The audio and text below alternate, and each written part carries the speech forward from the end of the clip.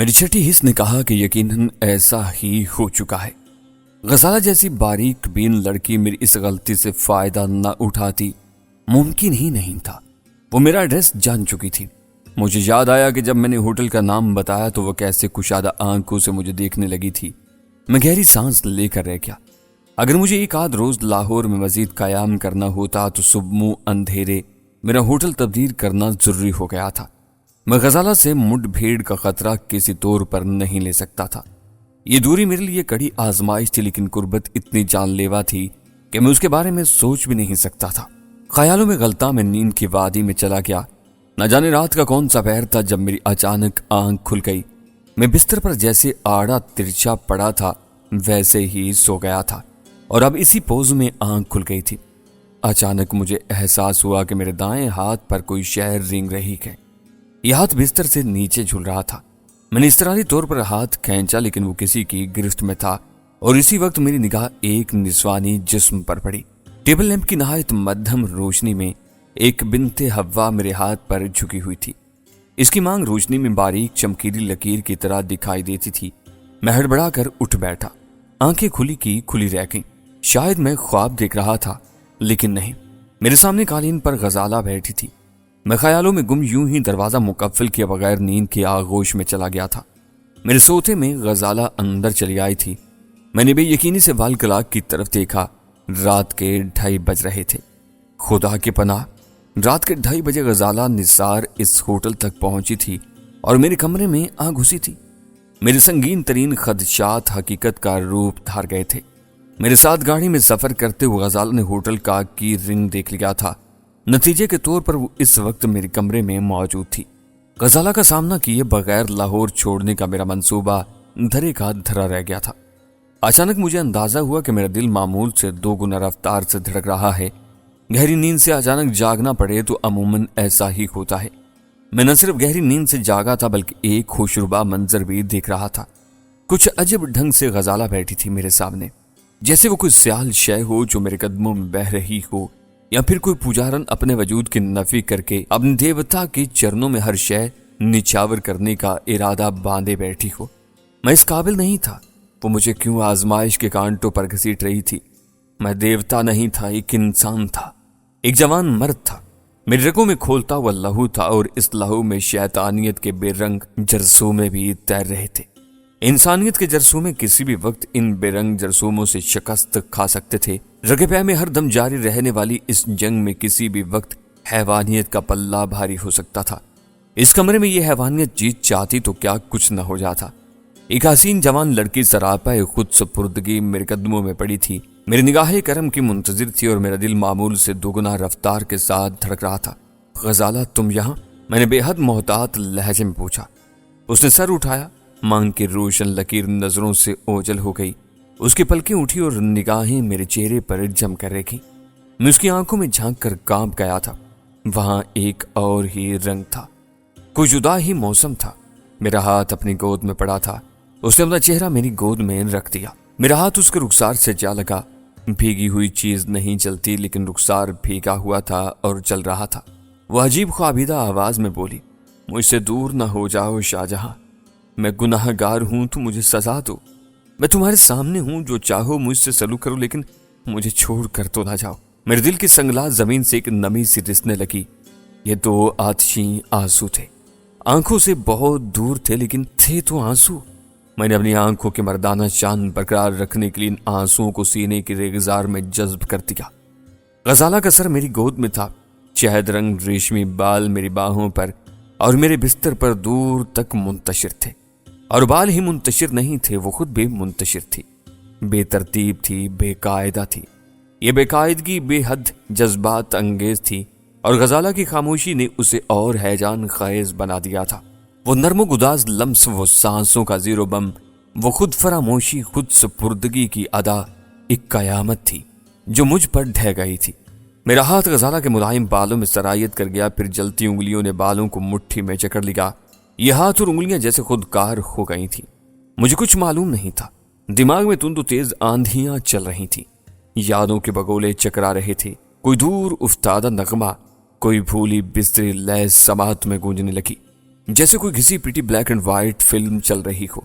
जर्द जर्द पुची पुची शिकस्ता कुर्सियों वाला खस्ताहाल सैन महाल हो और आवाज गूंज रही हो। ये जिंदगी के मेले। फिर दो नीलगुम मुर्दा चेहरे आंखों के सामने आए। फिर एक रख्त चेहरा औरत दिखाई थी। वो दहकते चिमटे से मेरी बहन को दागना चाह रही थी। मेरी बहन चीखने लगी। ये चीखें उबरती और फैलती चली गईं। कुर्बो जवार की हर आवाज इन चीखों में दब गई। मैंने झटका दिया। गजाला जैसे उछलकर कालीन पर दूर जा गिरी। इसकी सहमी हुई हैरत ज़दा निगाहें मेरी तरफ उठी। मैं रुख फेर कर अपनी अलमारी की तरफ बढ़ा, अटैची घसीट कर बाहर निकाला और हैंगरों से कपड़े उतारने शुरू कर दिए। 2 या 3 मिनट के अंदर मैं अपने मुख्तसर सामान की हर शय पैक कर चुका था। रूम सर्विस का फोन उठाकर मैंने इस्तकबालिया पर इतला दी कि मैं कमरा छोड़ रहा हूँ, बिल तैयार कर दिया जाए। गजाला अभी तक इसी तरह कालीन पर गिरी पड़ी थी, चेहरा बाजू में छुपा हुआ था। उसने अपनी जगह से जुम्बिश करने की कोशिश भी नहीं की थी। मैं उसे उसके हाल पर छोड़कर कमरे से निकल आया। काउंटर पर ख्वाबीदा मुलाजिम मुझे हैरान देख रहा था। पिछली रात का ये चेकआउट इसकी समझ में आने वाला नहीं था। मैंने बिल अदा किया। एक पोर्टर ने अटैच केस उठाया और मेरे साथ पार्किंग की तरफ चल दिया। ड्राइविंग से मेरा असाबी तनाव अक्सर दूर हो जाया करता था। लाहौर से मरी तक मैंने धीमी रफ्तार से गाड़ी चलाई। 7 घंटे का सफर तकरीबन 10 घंटे में तय किया। मरी पहुंचने तक मैं अपने अंदरूनी हैजान पर खासी हद तक काबू पा चुका था। अपनी बेहतरी के लिए मैंने एक शब मरी में कयाम किया। इस कयाम से न सिर्फ बेख्वाबी और सफर की थकन दूर हुई, बल्कि मैं खुद को काम के लिए आमादा महसूस करने लगा। मेरे हासिल करदा एड्रेस के मुताबिक अहमद रिजाल शाही नथिया गली के नवाह में एक निजी रहायशी तफरीगाह में मुकीम थे। मेन रोड से तकरीबन 1 मील हटकर यह नहायत पुरफिजा मकाम था। तफरीगाह बनाने वालों ने एक पूरी पहाड़ी खरीद रखी थी। वहां boating, snooker, tennis court, swimming pool और इस तरह की दीगर तफरीहात फराहम की गई थी। कयामत आम का बंदोबस्त भी मुनफरिद था। आला तबके के अफराद बोझल तबीयतों और बोझल जेबों के साथ यहाँ आते थे और हल्के फुल्के होकर वापस लौट जाते थे। मरी पहुंचकर मुझे एक और अहम बात का इल्म हुआ। अल-फिरदौस नामी इस तफरीही मकाम पर सिर्फ फैमिलीज को ठहराया जाता था, यानी मुझ जैसे छड़े छांट वजनी जेब के बलबोते पर इस गोशा फिरदौस का सुकून बर्बाद नहीं कर सकते थे। ये इतला मेरे लिए खुशकुन नहीं थी। अपने प्रोग्राम के मुताबिक मुझे अल-फिरदौस में रहाइश पजीर होना था और रिजाल शाही से मिलकर या मिले बगैर ये जानने की कोशिश करना थी कि कुछ लोग इन्हें अदम आबाद रवाना करने पर क्यों तुले हुए हैं और क्या मेरे और इनके हादसे से बचने की कोई सूरत है। बहरहाल अगले रोज मैंने नथिया गली का रुख किया। ये नवंबर का आखिरी हफ्ता था। 6000 फुट की बुलंदी पर खुनकी का होना लाजमी था। तहम ये एक चमकीली सुबह थी और कुर्बो जवार के मनाजिर हमेशा से ज्यादा निखरे नजर आते थे। मैं भल खाते रास्ते पर दरमियानी रफ्तार से ड्राइविंग करता तकरीबन 12 बजे अल-फिरदौस पहुंच गया। इस मकाम के बारे में जैसा सुना था वैसा पाया। बहुत ही पुरस्कून और खूबसूरत जगह थी। एक पूरी पहाड़ी को खारदार तारों के जरिए महफूज कर लिया गया था।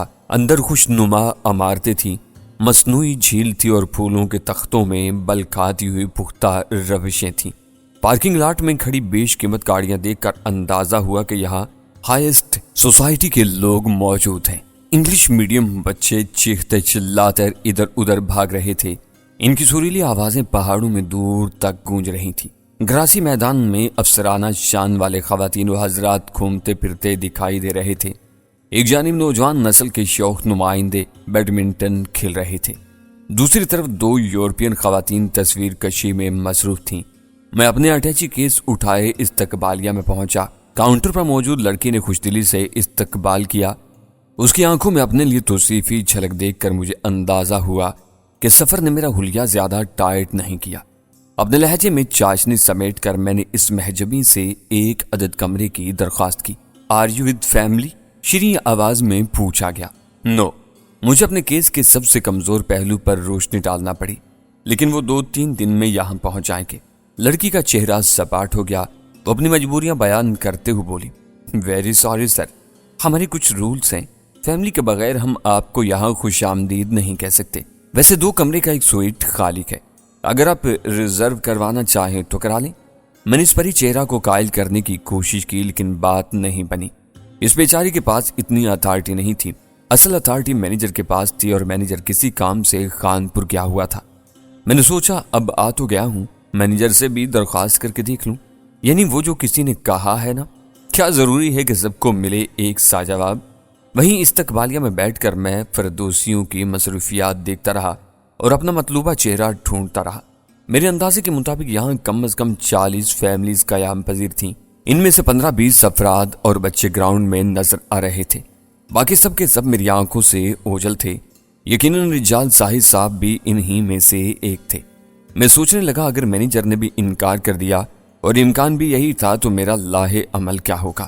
کیا الفردوس میں رسائی حاصل کرنے کے لیے مجھے ایک عدد خاتون کا انتظام کرنا پڑے گا، یعنی کوئی خوش روح لڑکی جو میری منکوحہ یا غیر منکوحہ بن کر میرے ساتھ یہاں قدم رنجا فرما سکے؟ کہاں سے کیا جائے اس لڑکی کا انتظام؟ اتنی جلدی تو شاید کوئی چاکلیٹ فلمی ہیرو بھی یہ بندوبست نہ کر سکتا۔ سراسر ہتھیلی پر سرسوں چبانے والی بات تھی۔ اچانک میرا دھیان واپس مری اور مری سے واپس بھگ کر چلا گیا۔ وہاں سے لڑکی کا انتظام ہو سکتا تھا، بلکہ انتظام کی کوئی ضرورت ہی نہیں تھی۔ آغا قادر زمان کی حویلی میں درجنوں لڑکیاں بھری پڑی تھیں اور ان میں سے کوئی مناسب لڑکی منتخب کی جا سکتی تھی۔ کہاں نتھیا گلی اور کہاں بھگ کر۔ سفر بہت طویل تھا اور پھر تاخیر بھی ہونا تھی۔ فوراً ذہن ٹیلی فون کی طرف چلا گیا۔ آغا قادر زمان کے 3 نمبر اس وقت میرے پاس موجود تھے، 2 بھکر کے، 1 لاہور کا۔ میں نے سوچا فون پر اس سے اپنی ضروریات سے آگاہ کر دوں اور کہوں کہ اپنے کسی گماشتے کے ساتھ 1 یا 2 لڑکیاں یہاں روانہ کرتے۔ ابھی میں اسی سوچ میں تھا کہ ایک نیا خیال برق کی طرح ذہن میں کوند گیا۔ اس خیال کے آتے ہی میں نے ٹیلی فون کے استعمال پر 1,00,000 بار لعنت بھیجی اور فی الفور اپنی جگہ سے اٹھ کھڑا ہوا۔ کاؤنٹر کے پیچھے کھڑی لڑکی نے حیرت سے مجھے دیکھا۔ چودھری صاحب آپ جا رہے ہیں؟ یس، میں زیادہ دیر انتظار نہیں کر سکتا۔ بہرحال آپ 1 ہفتے کے لیے سوٹ بک کر دیجئے۔ میں نے شیروانی کی جیب میں ہاتھ ڈال کر بٹوا نکالا اور پیمنٹ کر دی۔ بٹوے میں معتبر قسم کے نوٹ دیکھ کر لڑکی امپریس ہوئی، درخواست سے بولی اب تھوڑا سا ویٹ کر لیتے، سر آنے ہی والے ہیں۔ مجھے اب سر کی ضرورت نہیں، نہ اس سے کوئی اپیل کرنے کی، بلکہ میں اب اس کا سامنا ہی نہیں کرنا چاہتا تھا۔ مبادہ سچ مچ اس کا دل پسیج جائے اور وہ اپنے قواعد و ضوابط پر لات مار کر میری درخواست قبول کر لے۔ رسید لے کر میں استقبالیہ سے نکلا اور سیدھا اپنی گاڑی میں آیا۔ ذرا ہی دیر بعد میں واپس مری کی طرف جا رہا تھا۔ میری آنکھوں کے سامنے تراشیدہ بالوں والی اس لڑکی کی صورت تھی جسے میں نے حویلی میں ناچتے دیکھا تھا اور جو بعد ازاں صفدر علی کی بدنصیب محبوبہ انجم ثابت ہوئی تھی۔ آج کل وہ حویلی میں تھی۔ یہ بعید از امکان نہیں تھا کہ میں آغا قادر زمان سے ایک لڑکی کا مطالبہ کروں تو انجم ہی کی رہائی کی کوئی سبیل نکل آئے۔ امکان معدوم تھا لیکن ناپید نہیں تھا۔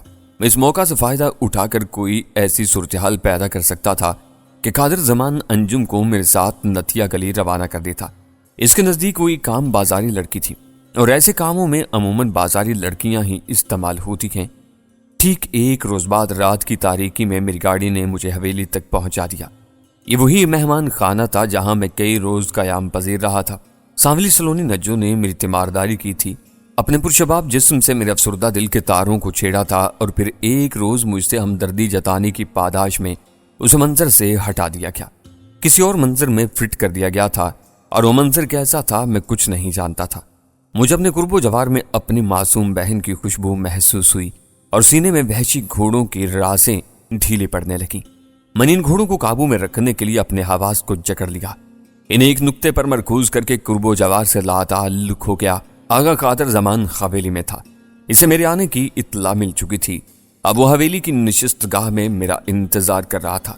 مسلح آدمیوں کی معیت میں مجھے نشست گاہ کے اندر پہنچا دیا گیا۔ یہ نشست گاہ ایک وسیع ایوان کی طرح تھی۔ فرش پر دبیز قالین، دیواروں پر جہازی سائز کے غالیچے اور پینٹنگز، فرنیچر، پردے، رنگ روغن غرض ہر شے اپنی مثال آپ تھی۔ اہم بات یہ تھی کہ آرائش میں بھونڈا پن نہیں تھا۔ کوئی کہہ ہی نہیں سکتا تھا کہ یہ جس حویلی کی نشست گاہ ہے وہ ایک مضافاتی علاقے میں زرعی زمینوں کے درمیان کھڑی ہے۔ نشست گاہ کی بڑی دیوار پر ایک سیاسی جماعت کے کچھ قائدین کی تصویریں آویزاں تھیں۔ ان تصویروں تلے ایک شاہانہ کرسی پر آغا قادر زمان شب خوابی کے لباس میں بیٹھا تھا۔ اندازہ ہوتا تھا کہ میری آمد سے پہلے وہ خوابگاہ میں جانے والا تھا یا جا چکا تھا۔ اس کے منہ میں سگار تھا اور دونوں پہلوؤں پر حسب معمول 2 ٹھنگنے باڈی گارڈ چوکس کھڑے تھے۔ آؤ یار جی، اس نے اٹھ کر خوش اخلاقی سے مصافحہ کیا اور نشست پیش کی۔ میں بیٹھ گیا۔ خیریت تو ہے یار جی، اس نے بڑے ملائم لہجے میں کہا۔ خیریت ہی ہے، میں نے جواب دیا۔ ایک کام آن پڑا تھا آپ سے۔ حکم کرو بادشاہ ہو، مجھے ایک لڑکی چاہیے 1-2 ہفتے کے لیے۔ لڑکی؟ قادر زمان نے حیرت سے کہا۔ ہاں، احمد رجال ساحل لاہور میں نہیں، نتیا گلی میں ہے۔ اس تک رسائی حاصل کرنے کے لیے میرے ساتھ ایک لڑکی کا ہونا ضروری ہے۔ کھل کر بات کرو یار جی۔ قادر زمان نے کرسی پر پہلو بدلا۔ میں نے مختصر لفظوں میں ساری صورتحال بتائی اور وضاحت کی کہ مجھے لڑکی کیوں درکار ہے۔ پوری بات سن کر قادر زمان نے ایک گہرا کش لیا۔ یار جی، بہتر تھا کہ تم یہاں نہ آتے۔ تمہارے پاس رقم تھی، لاہور چلے جاتے، وہاں کسی اڈے سے کرائے کی لڑکی لے جاتے، ایک چھوڑ درجنوں مل جاتی ہیں۔ میں نے بات بنائی، یہ میں نے بھی سوچا تھا، لیکن بازاری لڑکیوں کے چہرے پر چھاپ سی لگی ہوتی ہے، دور ہی سے پہچانی جاتی ہیں، اور میں کسی طرح کا رسک نہیں لینا چاہتا۔ کوئی ایسی لڑکی ہو جو واقعی گھریلو لگے۔ قادر زمان نے کہا، تو حویلی سے دیکھ لے کوئی لڑکی۔ وہ نرس، کیا نام ہے اس کا، شکیلا، وہ کام نہیں دے جائے گی؟ نہیں، کافی عمر ہے اس کی، اور ویسے بھی جلد گھبرا جانے والی ہے۔ تو پھر ایسا کرو یار جی، 4-5 لڑکیاں منگوا لیتے ہیں، ان میں سے چن لو۔ قادر زمان اب میرے ڈھب پر آ رہا تھا۔ میں نے اس کی تجویز مان لی۔ قادر زمان نے آواز دی، دروازے پر آہٹ ہوئی اور ایم جی والا وہی پہلوان نظر آیا جو مجھ پر کڑی نگرانی رکھتا تھا۔ ایک لمحے کے لیے ہم دونوں کی نگاہیں ملی اور ہمارے درمیان نفرت کی ایک چنگاری سی چھوٹ گئی۔ جی جاگیردار جی، پہلوان نے قادر زمان کے سامنے جھک کر کہا۔ قادر زمان نے اسے لڑکیوں کے بارے میں ہدایات دی اور ساتھ ہی کافی لانے کو کہا۔ پہلوان چلا گیا۔ قادر زمان کے کہنے پر میں اسے اب تک کی کارکردگی سے آگاہ کرنے لگا۔ وہ بڑی توجہ سے سنتا رہا۔ اس کا لہجہ ہمیشہ کی طرح شہد ٹپکا رہا تھا۔ میں نے اندازہ لگایا کہ آغا قادر زمان کا حساب الٹ ہے۔ اسے جب کسی شخص پر غصہ آتا ہے تو اس کا لہجہ نرم و ملائم ہو جاتا ہے، غصہ بڑھتا جائے تو لہجہ ملائم تر ہوتا جاتا ہے، یہاں تک کہ وہ اس شخص کو آپ، جناب، حضور جیسے القاب سے نوازنے لگتا ہے، اور پھر اس شخص کی کم بختی آ جاتی ہے۔ تھوڑی دیر بعد ایک ملازمہ شاندار ٹرالی میں کافی کے برتن لے آئی۔ اس کے پیچھے ہی پہلوان چند لڑکیوں کے ساتھ اندر داخل ہوا۔ ان کی تعداد 6 تھی اور وہ ساری قبول صورت تھی، لیکن ان میں نجو نہیں تھی، نہ انجم تھی، نہ شکیلا بھی نہیں تھی۔ وہ ساری کچی نیند سے بیدار ہوئی تھیں اور بڑی افراتفری میں تیار ہو کر یہاں پہنچی تھیں۔ کچھ شرمائی بھی تھیں، معلوم نہیں وہ یوں طلب کیے جانے سے کیا مطلب نکال رہی تھیں۔ میں نے لڑکیوں کے چہروں کو غور سے دیکھا۔ ان میں سے 3 تو صاف طور پر بازاری نظر آ رہی تھیں، یقیناً وہ طوائفیں تھیں اور ناو نوش کی محفلوں کو رونق بخشنے کے لیے یہاں موجود تھیں۔ باقی تینوں میں سے 2 پڑھی لکھی ملازمائیں تھیں، ویسی ہی ملازمائیں جو شیوخ امراء کے محلات میں ہوتی ہیں اور انہیں احساس دلاتی رہتی ہیں کہ وہ 20ویں صدی میں بھی آکائی کا لطف اٹھا سکتے ہیں، مذہب اور قانون میں خود ساختہ سکم تلاش کر کے پرشباب جسموں میں طمانینت ڈھونڈ سکتے ہیں۔ آخری لڑکی کے بارے میں میں کوئی واضح اندازہ قائم نہیں کر سکا۔ مجھے کوئی نو عمر سے استانی نظر آئی جو کسی المیے کے نتیجے میں یہاں آن پھنسی تھی۔ بازاری لڑکیوں کو تو میں نے پہلی نگاہ ہی میں رد کر دیا، باقی 3 لڑکیوں کو بھی کسی نہ کسی وجہ سے قابل قبول نہیں جانا۔ آخری فیصلہ مجھے ہی کرنا تھا، لہٰذا آغا قادر زمان نے تمام لڑکیوں کو واپس بھیج دیا اور پہلوان سے کہا کہ وہ اور لڑکیاں لائے۔ اس دفعہ پہلوان نے آنے میں زیادہ دیر نہیں کی، شاید وہ باقی لڑکیوں کو بھی پہلے پھیرے ہی میں اطلاع دے آیا تھا۔ اس مرتبہ جو لڑکیاں قادر زمان کے سامنے حاضر ہوئیں ان کی تعداد 5 تھی اور ان میں انجم بھی موجود تھی۔ اسے دیکھ کر میرا دل شدت سے دھڑک اٹھا۔ اس کھیپ میں 2 لڑکیاں تو عورتیں کہلانے کی مستحق تھیں، انہیں ریجیکٹ کرنے میں مجھے کوئی تردد نہیں ہوا۔ باقی 3 میں سے ایک بازاری خدوخال کی تھی، جبکہ دوسری صورت سے زیادہ نوخیز نظر آ رہی تھی۔ میں نے انجم کو غور سے دیکھا، کچھ دیر نگاہوں میں تولتا رہا، لیکن فوراً پسندیدگی کا اظہار نہیں کیا۔ کیا بات ہے؟ قادر زمان نے پوچھا۔ کوئی پسند نہیں آئی؟ میں نے کہا آپ ہی کچھ مدد کریں، میری تو عقل خبت ہو گئی ہے۔ قادر زمان نے نوخیز لڑکی کی طرف اشارہ کیا۔ اس کا نام فرزانہ ہے، بڑی حاضر دماغ ہے، لیکن عمر کی ذرا چھوٹی ہے۔ جی ہاں، میں نے فوراً تائید کی، اسے تو یہ بائیں طرف والی ٹھیک رہے گی۔ میرا اشارہ انجم کی طرف تھا۔ قادر زمان کے چہرے پر ایک لمحے کے لیے الجھن کے آثار نظر آئے اور پھر غائب ہو گئے۔ وہ بولا تو تم اسے مناسب سمجھتے ہو؟ میں نے کہا جو موجود ہیں ان میں سے تو یہی مناسب نظر آتی ہے۔ اچھا ٹھیک ہے، قادر زمان نے کہا۔ اس نے پہلوان کو اشارہ کیا، وہ لڑکیوں کو لے کر دروازے سے باہر نکل گیا۔ نوجوان عورتوں کو یوں سامنے کھڑا کر کے ان کا انتخاب کرنا اور پھر ملاحظے کے بعد ہاں کر لے جانا بڑا ہتک امیز محسوس ہوتا تھا، مگر اس جہنمی حویلی میں ایسے واقعات معمول کے مگر اس جہنمی حویلی میں ایسے واقعات معمول کے مطابق ہی سمجھے جاتے تھے۔ قادر زمان نے نئے سگار کا کونا توڑتے ہوئے کہا، یہ کڑی زیادہ قابل اعتبار نہیں، اس کی طرف سے ہوشیار رہنا ہوگا۔ کیا مطلب؟ میں نے پوچھا۔ بھاگ جائے گی؟ نہیں، خیر ایسا بھی نہیں ہے، لیکن ذرا نئی ہے، اکیلا مت چھوڑنا۔ اس بازار کی ہے؟ میں نے پوچھا۔ ہاں، حیرت ہے کہ پھر بھی تمہیں پسند آ گئی ہے۔ میں نے کہا، شکل سے تو نہیں لگتی، چال ڈھال سب مختلف ہے۔ ہاں یہ بات تو ہے، قادر زمان نے تائید کی۔ پھر اس نے گفتگو کا رخ احمد رجال صاحی کی طرف موڑ دیا اور یہ جاننے کی کوشش کرنے لگا کہ میں نے اسے ختم کرنے کے لیے کیا منصوبہ بنا رکھا ہے۔ کوئی منصوبہ تھا ہی نہیں تو میں اسے کیا بتاتا، بس یہ یقین دلا دیا کہ 1-1.5 ہفتے میں یہ کام ہو جائے گا۔ اگلی شب رات 10 بجے میں حویلی سے انجم کے ہمراہ روانہ ہو رہا تھا۔